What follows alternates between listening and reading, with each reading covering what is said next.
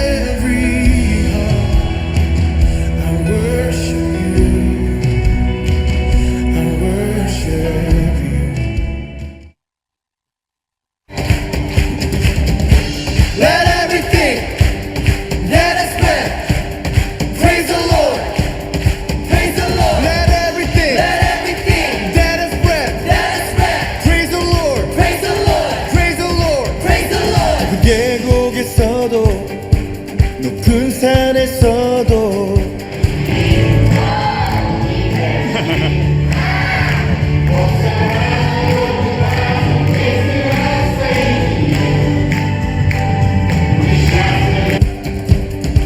찬양의 능력으로 승리하리라.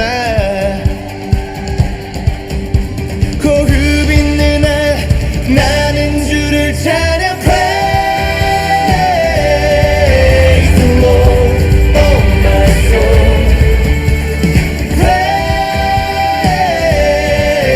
the Lord, oh my soul. 주님 느낄 때도 그렇지 않아도 변함없이 저 찬양 주 다스리네. 소리 이상의 소리 승리의 무기 여리고 무너뜨린 승리의 찬양. 호흡 있는 한 나는 주를 찬양. Praise the Lord, oh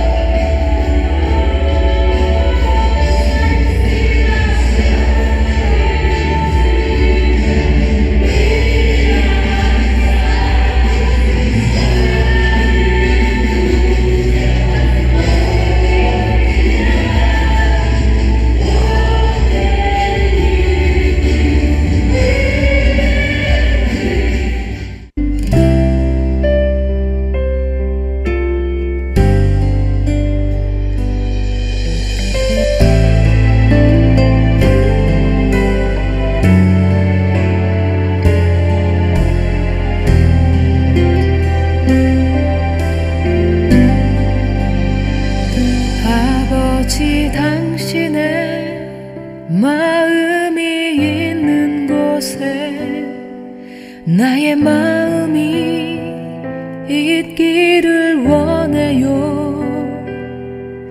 아버지 당신의 눈물이 고인 곳에 나의 눈물이 고이길 원해요. 아버지 당신이 바라보는 영혼에게 나의 두 눈이 향하길 원해요. 아버지 당신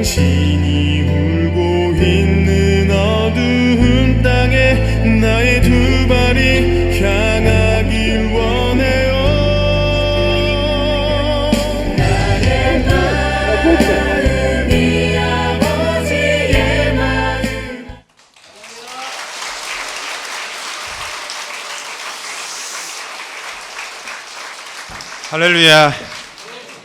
네, 저는 카자흐스탄에서 온 박근재 선교사라고 합니다. 네, 아직까지 제가 정확히 451일 만에 귀국을 했더라고요. 아직 선교사라고 하기는 조금 아직 낯선데 하나님 은혜로 지난 1년 3개월 동안 카자흐스탄에 가서 저희 교회가 이제 보시다시피 강북교회 처음 왔는데 엄청 크네요. 와, 너무 떨립니다. 우리 교회가 이제 35주년이 돼요. 올해 10월에. 91년도 10월 달에 이제 그 소련이 열렸고요. 소련이 이제 해체되면서 카자흐스탄이 독립하고 소련이 열렸으니까 이제 조영규 원로님 목사님께서 소련에 선교사 가야 된다고 했을 때 그때 이제 양병초 전도사님이 손들고 지원해서 가서 저렇게 큰 교회를 세웠습니다. 물론 이제 우리 여의도 순복음 가족들 또 우리 강북 우리 성도님들의 후원으로 저 중앙아시아에 순복음 교회가 세워졌어요. 가서 보니까 얼굴도 다르고 언어도 다른데 좀 시간이 흐르다 보니까 별 정서가 다르지 않다는 걸 느꼈어요. 똑같이 방언하고 귀신 쫓고 성령 충만 사모하고. 그래서 여러분이 올해 선교사님이 그렇게 많이 오셨다면서요. 근데 여러분이 드리는 후원과 물질, 기도가 세계 곳곳에 여러분과 똑같은 순복음 교회를 세워서 그곳에 하나님 나라가 성령 충만하게 만들어져 가고 있음을 믿습니다. 오늘 영상을 간단히 보시면 35년 된 교회예요. 처음 시작되었을 때는 굉장히 젊은 성도들과 젊은 이제 일꾼들이 시작했는데 벌써 35년 지났으니까 그들의 나이가 어떻게 됐을까요? 그래서 70 전후가 됐습니다. 그래서 제가 갔을 때 앞에 선교사님들이 16년 또 15년 이렇게 담임 목사로 이제 헌신을 해주셨는데 저는 뭘 합니까 하나님 이렇게 물었을 때 다음 세대 선교라는 응답을 받았어요. 그래가지고 목표가 정해지니까 할 일들이 보이더라고요. 일단 성전이 다음 세대에 좀 불편함이 많은 거예요. 앞에 막 커튼 있고 막 빔 프로젝트로 흐릿한 화면이 사실 우리 권사님 장로님들은 별 뭐 다 좋잖아요. 우리 다 헌신해서 이렇게 아름다운 성전을 지은 손수 지은 분들은 다 감사한데 우리 다음 세대는 조금 불편해요. 그래가지고 그 땅은 무슬림이어서 전도가 안 돼요. 불법이에요. 벌금을 매길 수 있고 구금당할 수 있어요. 그래서 교회 밖으로 복음을 가져가지 못하니까 사람들을 교회 안으로 데려오자는 전략으로 침켄트 순복음교회를 지난 1년 동안 많이 바꿨습니다. 그랬더니 실제로 그 침켄트에 우리 교회가 가장 크거든요. 한 500명 되는 교회인데 교회가 바뀌었다는 소식이 도시 안에 퍼졌고 많은 친구들이 교회 전광판 단 교회도 처음이에요. 침켄트에서는. 저기 알마티라는 큰 도시가 있는데 그곳에는 2,000명, 3,000명 되는 교회가 있어요.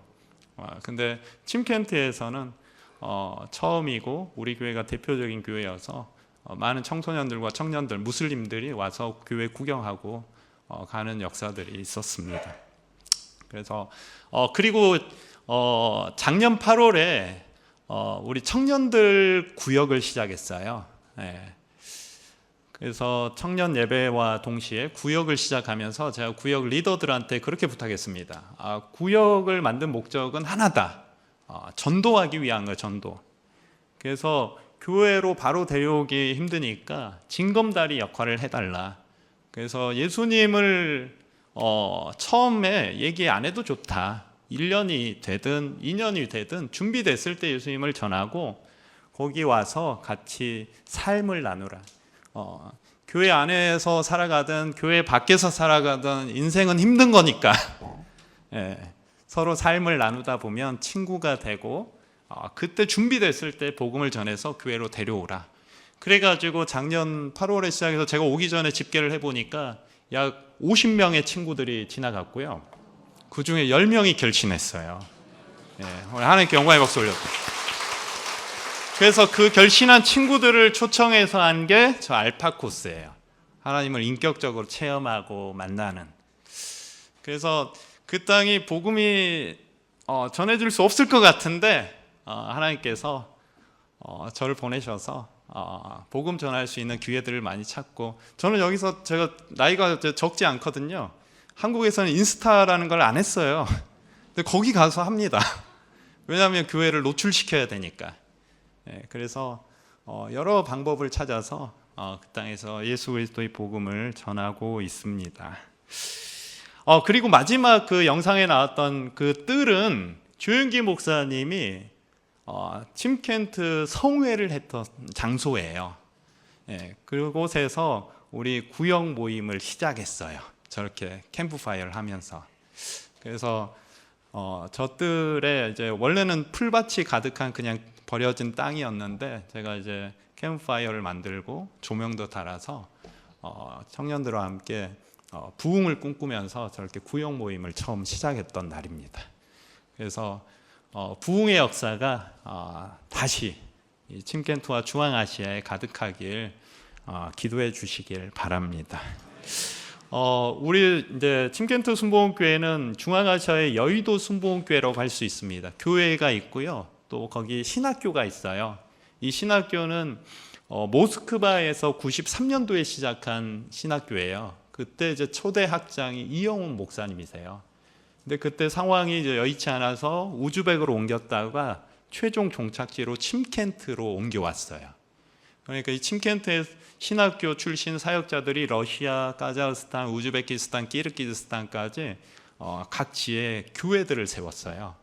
그 교회 목사님들을 이제 1년에 두세 차례씩 침켄트에 모여서 같이 수련회야 하고 격려하고 또 도와주면서 사역자들을 지원하는 일까지 해서 침켄트 순복음교회가 감당을 하고 있습니다. 여러분 생각나실 때 기도해 달라고 제가 소개해 드리는 겁니다. 할렐루야. 저는 이제 하나님 인도하심을 받아서 침켄트에 갔는데 그 처음에 우리 이제 목사님, 담임 목사님께서 말씀해 주신 대로 처음에 갈 때 죽으러 가는 줄 알았습니다. 그 죽음의 길을 보냈던 사람이 누구인가? 범인은 우리 담임 목사님. 그 당시에 선교국장님이셨어요. 그래서 이 자리에서 고발합니다. 너무 예기치 못했었고, 여의도 순복음교회에서 이제 전도사부터 시작해서 15년 대교구장까지 되니까 사역이 너무 이제 물이 오르고 재밌었을 때, 전성기를 이제 맞이해서 이제 누릴 수 있구나, 마음껏 사역할 수 있구나 했는데 그때 퓨 보내버리셨습니다.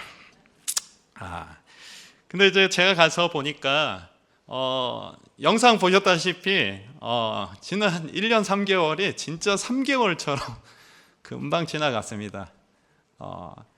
하나님이 할 수 있는 일들을 바로 보여주셨고, 또 그때마다 하나님이 후원의 손길을 연결해 주셔서 교회가 아름답게 다음 세대를 위해서 준비되어 가고 있습니다. 제가 1년 3개월 동안 그 땅에서 무슨 생각을 했냐면, 하나님이 한 사람을 불러서 어떻게 인도하는가예요. 제 삶에 대한 이야기예요.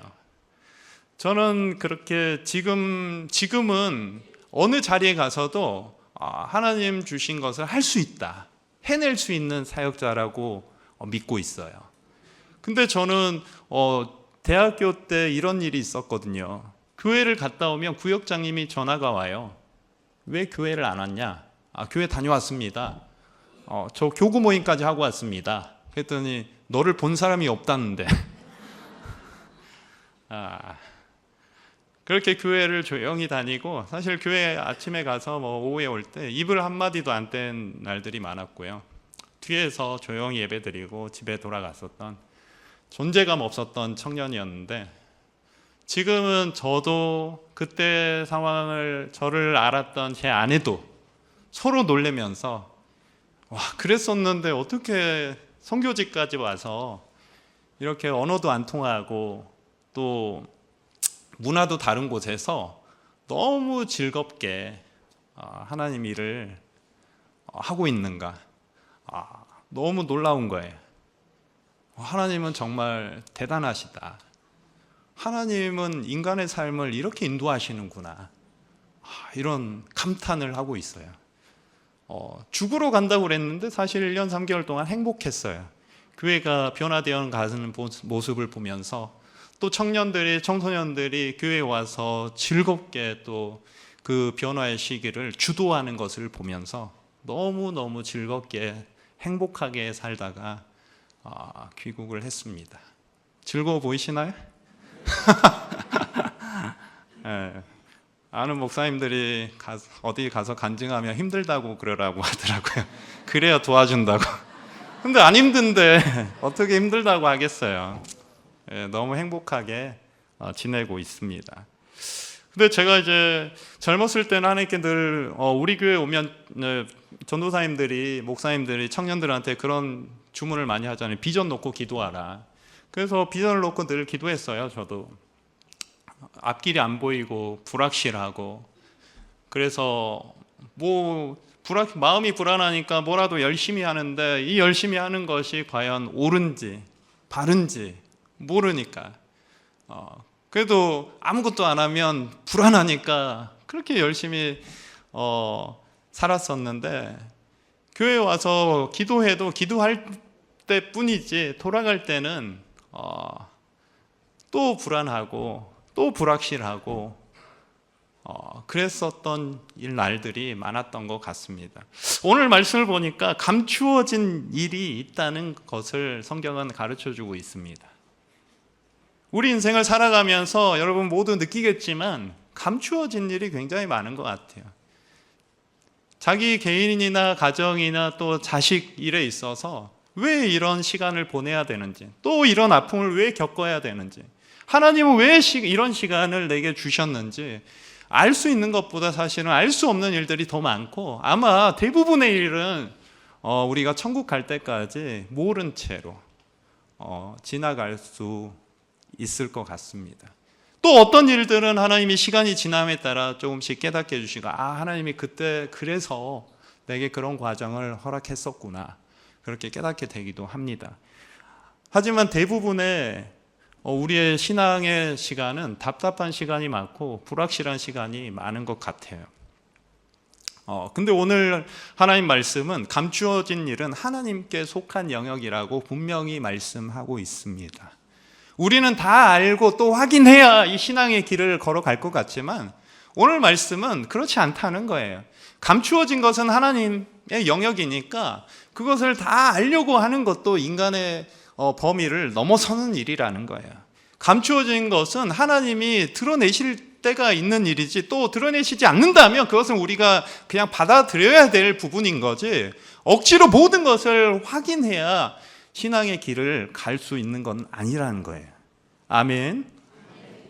여러분, 그러면 우리가 이 감추어진 일 앞에서 우리가 어떻게 해야 되는가?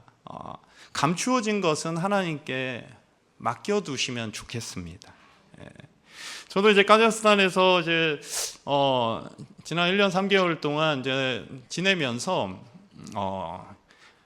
한국에서는 되는 일들이 많았는데 너무 당연하게 되는 건데 안 되는 일들이 많다는 것을 많이 경험했어요. 그리고 또 어떤 경우에는 알 수 없는 이제 고난을 겪기도 했어요. 뭐 최근에는 한 1년, 지금 한 달 좀 넘은 일인데, 거기에 여전히 그 비밀 경찰이 있어요, 소련 시절에. 그래서 감시를 하고요.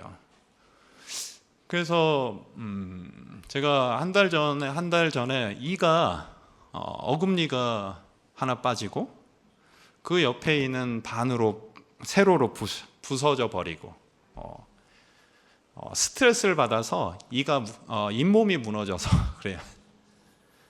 뭐 행복하긴 한데 스트레스는 받습니다.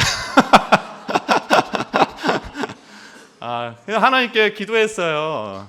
하나님, 이것만 좀 해결해 주시면 좀 낫겠습니다. 선교는 너무 재밌고 전도하는 것도 너무 재밌고 방법을 찾으면 전도할 수 있는 길은 다 보이는데 저 KGB 없어지면, 안 오면, 근데 그들이 와서 뭐 5명이 막 갑자기 교회 들이닥쳐서 뭐 이게 문제다 저게 문제다 막 그러니까 막 스트레스 받고 또 벌금을 매기겠다 안 매기겠다 막 일을 질질 막 한 달 넘게 끄니까 제가 스트레스 받은 거예요. 사역자들한테는 스트레스 받지 말라고 하나님이 해결해 준다고 하고 저는 이 2개 날라갔잖아요.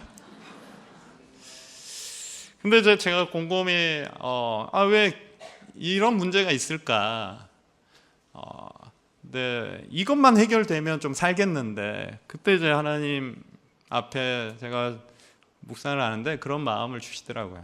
이 문제가 해결되면 선교지는 제가 안 되는 것 투성이라고 했잖아요. 이 문제가 해결되면 다 해결되는 게 아니에요. 근본적으로 다음 문제가 기다리고 있어요.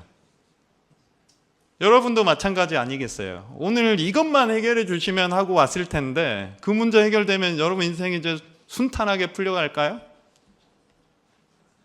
아니요. 안타까운 말씀이지만 다른 문제가 여러분을 기다리고 있습니다. 그럼 우리가 어떤 마음이 필요할까? 문제가 계속되지만 그럼에도 불구하고 하나님이 내게 신실할 것이라는 믿음입니다. 문제 앞에서, 문제 중에서, 문제 아래서 그럼에도 불구하고 이같이 큰 죄인을 거절하지 않으시고 오늘 또 용서해 주시고 사랑해 주시는 이 하나님은 얼마나 놀라운 분이신가. 도무지 이해할 수 없는 하나님. 이 하나님이 내게 내 인생 끝까지 신실할 것이라는 그 믿음. 그 믿음이 우리에게 필요한 줄 믿습니다. 여러분 문제가 해결되면 또 다른 문제가 또 찾아오는 거예요. 그러나 변함없는 하나님, 신실하신 하나님을 믿는 믿음이 우리 삶을 이 신앙의 길로 끝까지 인도할 줄 믿습니다. 그래서 여러분 드러나지 않는 또 이유를 알 수 없는 여러 가지 일들을 하나님께 맡겨버리면 더 좀 수월하지 않을까 그런 생각을 해봅니다. 오늘 2번째 말씀은 주어진 말씀이 우리 삶을 인도한다는 겁니다. 저도 청년 때 특별한 은혜들을 또 체험하고 응답받고 싶었던 날들이 많았습니다. 그래서 하나님께 정말 좀 비전을 좀 보여달라고 기도했던 적이 많아요. 그럼 너는 선교사가 되라, 너는 목사가 되라, 너는 이제 전자공학을 전공했으니까 직업인이 되라, 그렇게 알려줄 줄 알았는데 천만의 말씀, 시원하게 하나님이 알려주신 적은 없었어요. 그렇게 해서 부르짖고 기도하고 매주 철야 와서 기도했지만 돌아갈 때는 쓸쓸한, 전 지방에서 왔거든요. 쓸쓸한 하숙집으로 돌아가던 길은 불확실하고 염려가 가득하고 나는 뭘 먹고 살고 걱정하던 청년이었어요. 그래도 다시 와서 성전에 와서 기도하고 예배하고 또 우리 구역 식구들 이 나를 위해서 전화해주고 다시 교회로 불러내고 그렇게 쌓였던 그 시간들이 사실은 지금 이 자리까지 인도했다고 믿습니다. 오늘 말씀에는 나타난 일에 대해서 얘기를 하고 있는데 이 나타난 일, 이 말씀에 나타난 일은 사실은 하나님의 말씀입니다. 여러분 우리에게 주어진 이 성경 말씀에 이 성경이 우리 인생의 전체 지도와 아주 세부적인 모든 것을 가르쳐 주지는 않지만 오늘 내가 있어야 될 자리를 가르쳐 줍니다. 오늘 내가 돌이켜야 될 마음을 가르쳐 줍니다. 오늘 내가 지켜고 나아가야 될 하나님의 뜻을 가르쳐 줍니다. 여러분 이 말씀이 사실 오늘 우리 손에 주어진 이 말씀이 우리 인생을 한 걸음 한 걸음 하나님 안에서 인도하고 있는 겁니다.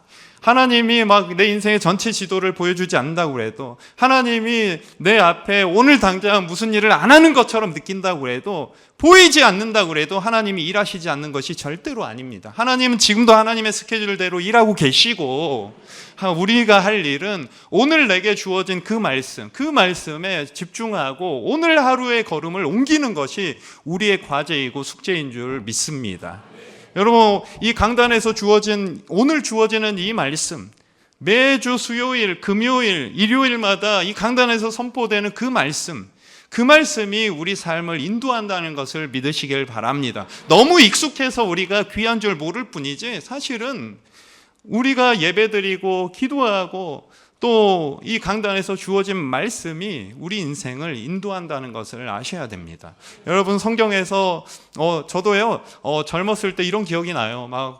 하나님 특별한 기적도 체험하고 싶었고 은혜도 맛보고 싶어서 어떤 날은 저 강남에 이름만 대면 알 수 있는 교회에 또 찾아간 적이 있어요. 일부러.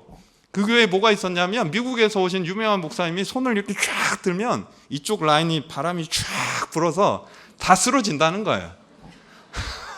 저도 한번 그 바람 맞아보려고 찾아간 적이 있어요. 근데 그 목사님 신령하더라고요. 저 맨 앞에 앉았거든요. 세게 맞아보려고. 근데 그날 목사님 뭐라고 하시냐면, 오늘은 하나님께서 말씀만 전하라고 하십니다. 기가 막히죠. 기가 막혀. 하나님이 내 마음을 아시고 그날 골탕을 먹이는 것처럼 느꼈어요. 굉장히 실망하고 집을 돌아갔습니다. 그런데 지금 돌이켜보면 그때 그 바람 맞았다면 더 센 바람 찾아다니고 더 강한 예언, 특별한 예언 찾아다니라 내 인생을 허비했을 거예요. 바람 안 맞았지만 정확히 하나님 원하시는 곳에 와서 서 있습니다.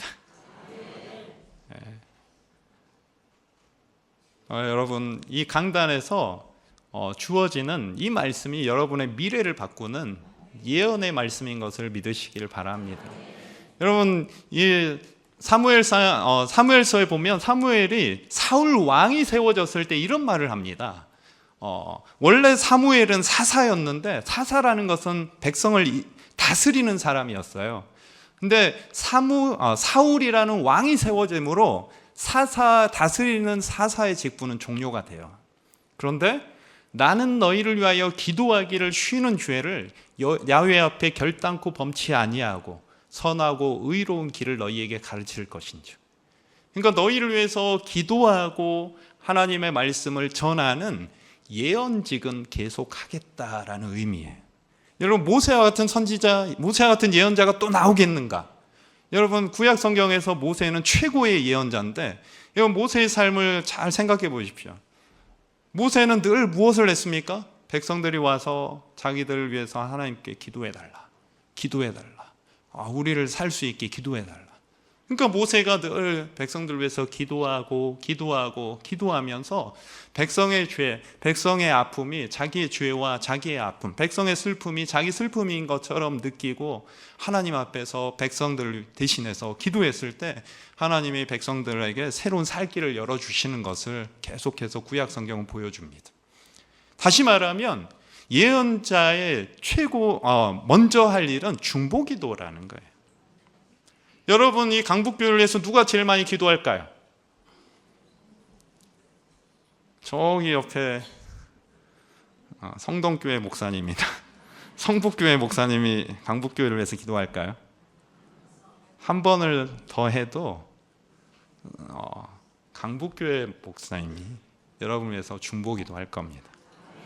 그러니까 기도하고 한 교회를 위해서, 교회의 영적인 방향을 위해서, 또 영적 건강을 위해서, 또 하나님의 이 시대를 향한 하나님의 뜻을 위해서 계속 근심하면서 기도했을 때 하나님이 주시는 말씀을 분별하고 선포하는 이 강단에 주어지는 말씀이 우리 삶을, 우리의 미래를 바꾸는 예언의 말씀인 것을 믿으시길 바랍니다.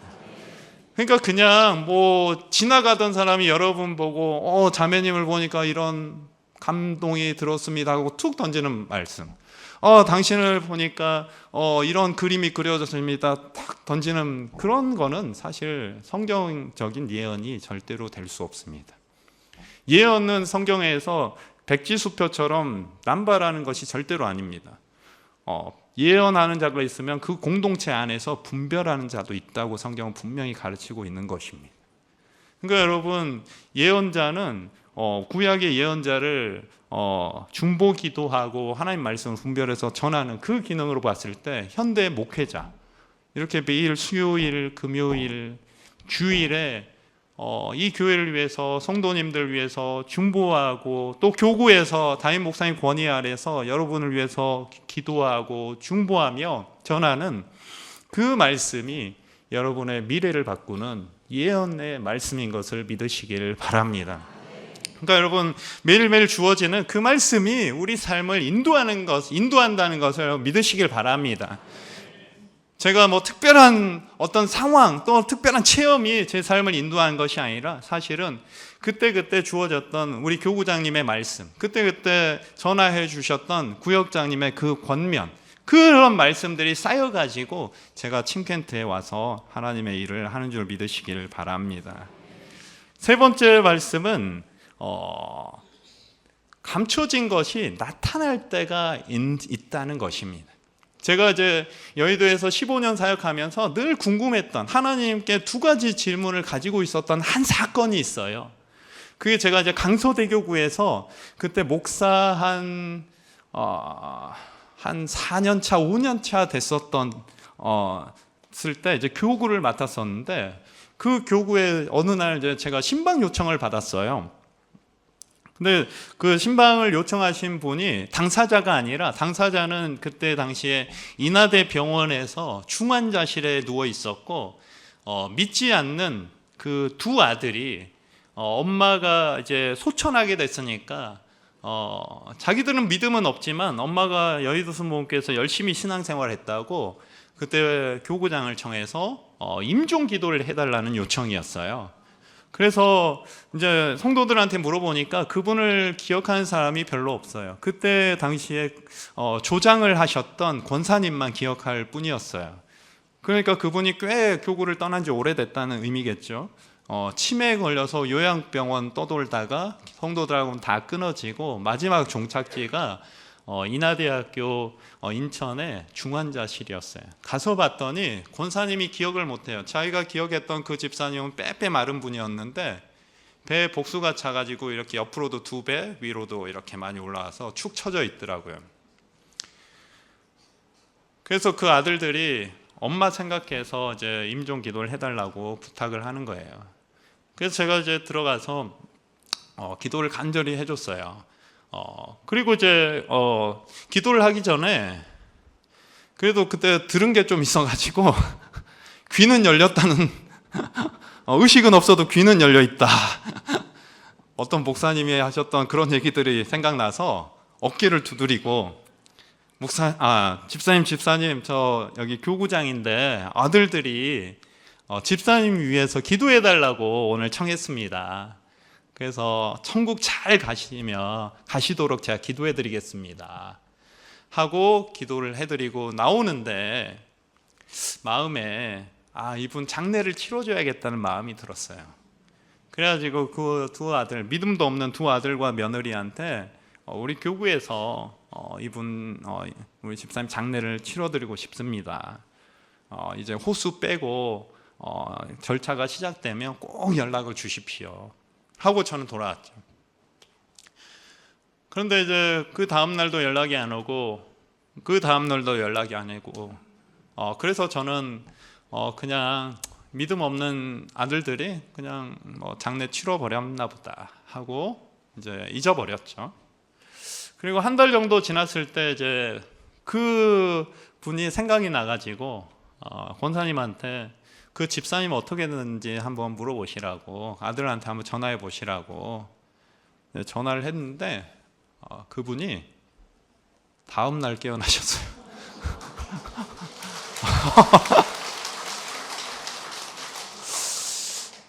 근데 너무 믿기지가 않더라고요. 믿기지 않아.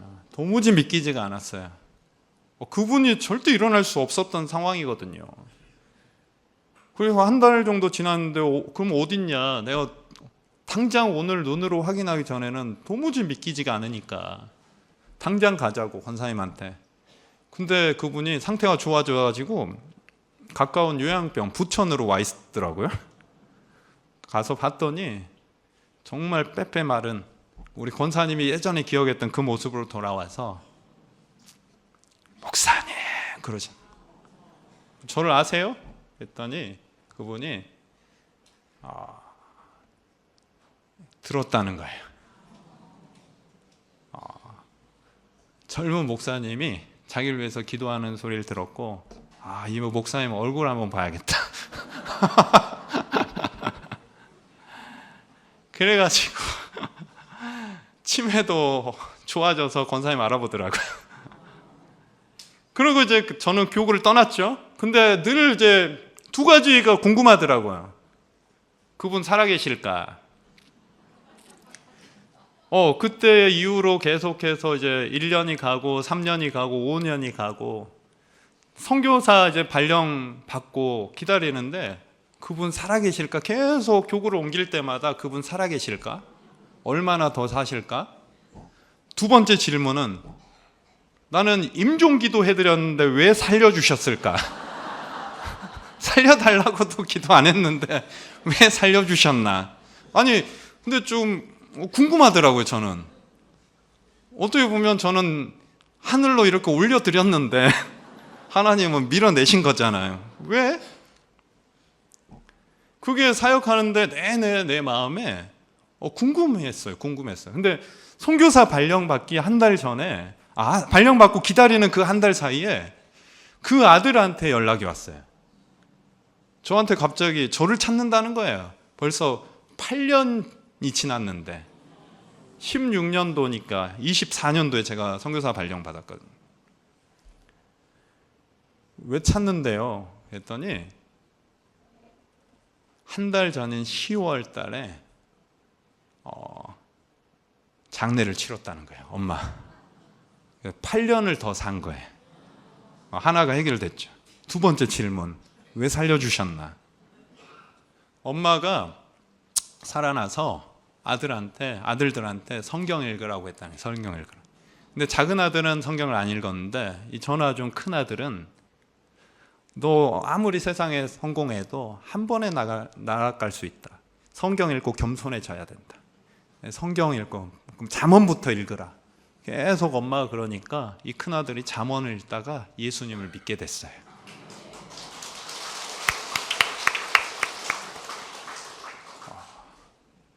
그리고 예수님을 믿고 보니까 그때 8년 전에 그 젊은 목사님한테 자기가 좀 무례하게 했다는 마음이 있었다라는 거예요. 저는 뭐 그런 기억이 전혀 없거든요.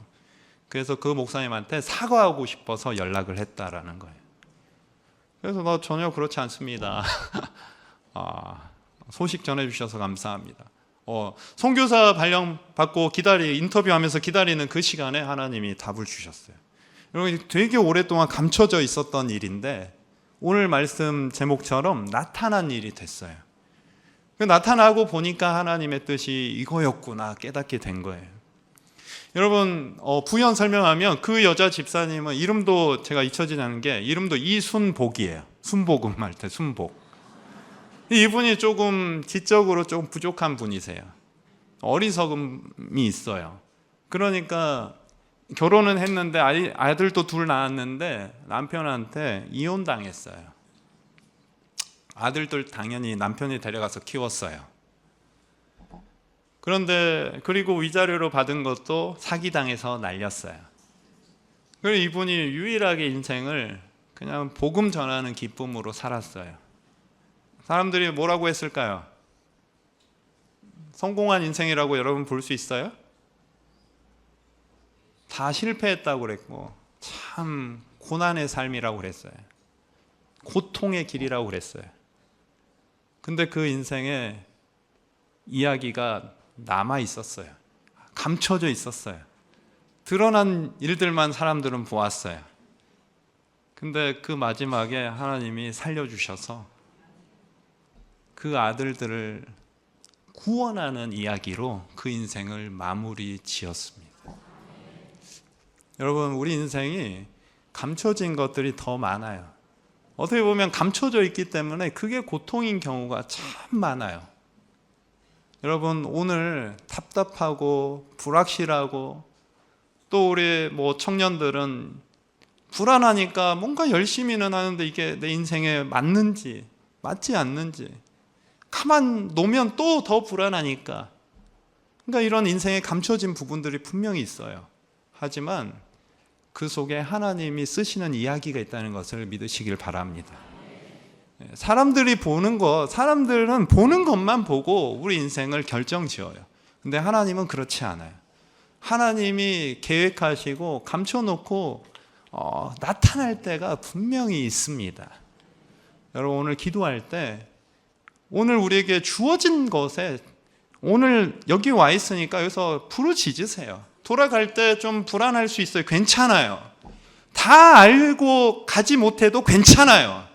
그렇게 부르짖었던 시간이 있었기 때문에 저는 이 자리까지 왔다고 믿습니다. 하나님은 여러분 인생에 어떤 상황이 펼쳐지든 신실하신 분이라는 것을 여러분 믿으셔야 돼요. 그 신실하신 하나님께 부르짖고 이 밤에 기도하고 맡기고 하나님께 마음을 드릴 때 하나님 여러분 삶을 분명히 있어야 할 곳으로 끌고 가실 것을 믿습니다. 할렐루야. 힘내시기 바랍니다. 같이 기도하겠습니다. 좋으신 하나님, 참으로 감사를 드립니다. 이렇게 귀한 교회를 이 강북 지역에 세워주시고 참 귀한 성도들 이렇게 예수 안에서 또 구역으로, 지역으로, 교구로 묶어주시고 또 우리 귀한 우리 재직들, 권사님, 장로님들 세워주셔서 교회를 든든히 세워가게 하셨고 또 이때 또 정말 귀한 목사님 이렇게 세워주시고 또 우리 교구장님들 세워주셔서 이제 새 시대를 열어가는 줄 믿습니다. 지금까지 우리 강북교회가 걸어온 길을 잘 지키고 앞으로 새 날을 꿈꾸면서 새 비전을 향해서 나아갑니다.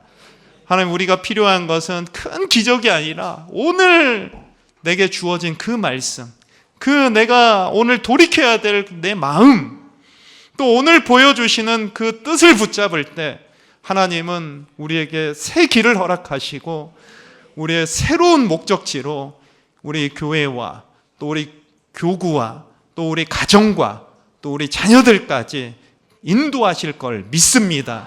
이 밤에 기도할 때 믿음을 더하여 주시옵소서. 마음이 뜨거워지게 하여 주시옵소서. 감사하고 예수님 이름으로 기도합니다. 아멘. 할렐루야.